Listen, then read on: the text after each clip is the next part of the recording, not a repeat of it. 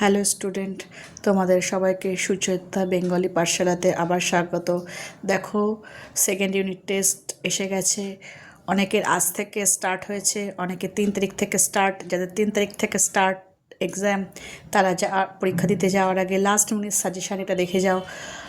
আমি বলছি, আমাকে বিশ্বাস করো, তোমরা সকলে এখান থেকেও না হলেও তোমরা 100% কমন, পুরোপুরি বলবো না, তোমরা 50% কমন পেয়ে যাবে।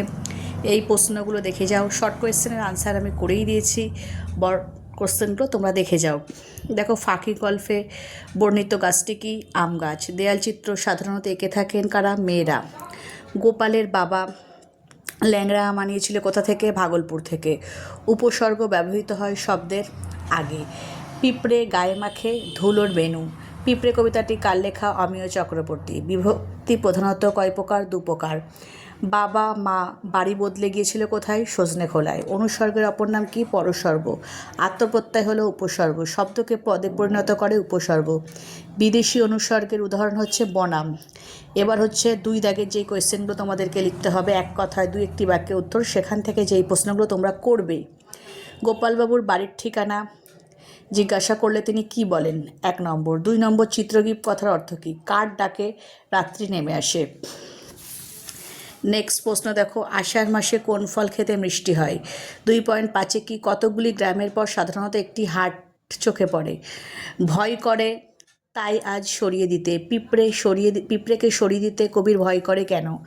2.7 কি? সুন্দরবনের বাঘ কী নামে পরিচিত? 2.8 ছোট্ট পিঁপড়ে গায়ে কী মাখে? 2.9 রাম ছাগলটির কী নাম ছিল?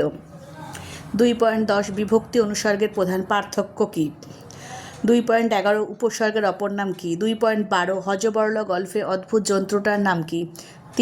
3 দাগের যে একটু বড় প্রশ্ন তোমাদেরকে লিখতে হবে, একটু জমি খালি রাখা যাক, প্রস্তাবটি কে কেন দিয়েছিল? 3.2 মানভূম জেলায় কোন কোন আদিবাসী গোষ্ঠীর বাস? মাটির দেয়ালচিত্রগুলি সাধারণত কোন কোন উৎসবে আঁকা হয়? 3.3 কি? সাইকেল ঘাড়ে করে নিয়ে যেতে হলেই হয়েছে।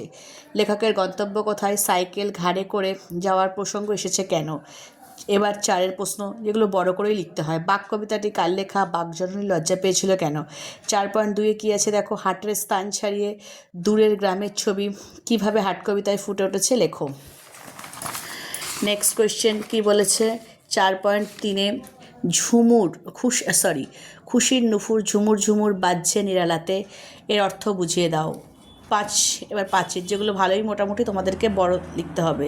5.1 ককেশ্বর কোথায় বাস করেন? তার বংশ পরিচয় কি? সে কোন কাজে যুক্ত? 5.2 কি আছে? বয়সের হিসাব বুড়ো লোকটি কীভাবে করে? 5.3 খাদ্য বিশারদ কার উপাধি ছিল? তার সম্পর্কে গল্পে কি জানো? 6.1 কি? উপসর্গ কাকে বলে? 2টো উদাহরণ দাও। 2টোর কমে দিও না তোমরা। তারপরে 6.2 কি? অনুসর্গ কাকে বলে? উদাহরণ দাও। 7.1 অনুচ্ছেদ রচনা 5 আসবে। মোটামুটি তোমাদের 1.5 পেজ লিখতে হবে। বর্ষণ মুখর দিন বা বর্ষাকাল এরকম টাইপের। আর স্বামী বিবেকানন্দ। থ্যাংক ইউ ভিডিওটা পুরো দেখার জন্য। আমি বলছি তোমাদেরকে আর একটা দিন হাতে টাইম আছে, কাল বাদে পরশু দিন বাংলা পরীক্ষা। প্লিজ এটা ভালো করে দেখে যাও, আশা করি তোমরা অনেক উপকৃত হবে। পরীক্ষা দিয়ে এসে জানিও কেমন তোমরা পরীক্ষা দিলে আর কটা কমন পেলে।